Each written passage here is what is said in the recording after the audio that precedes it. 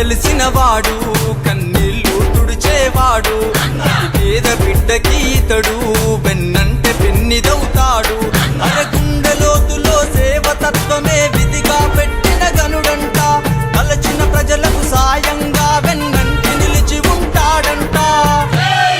నీ సాహసానికి జయ హో, నువ్విచ్చే హామీకి జయ హో, నీ విశాల మనసుకు జయ హో, నీ అంతర్యానికి జయ హో. జయ హో జగన్నా జననేతాను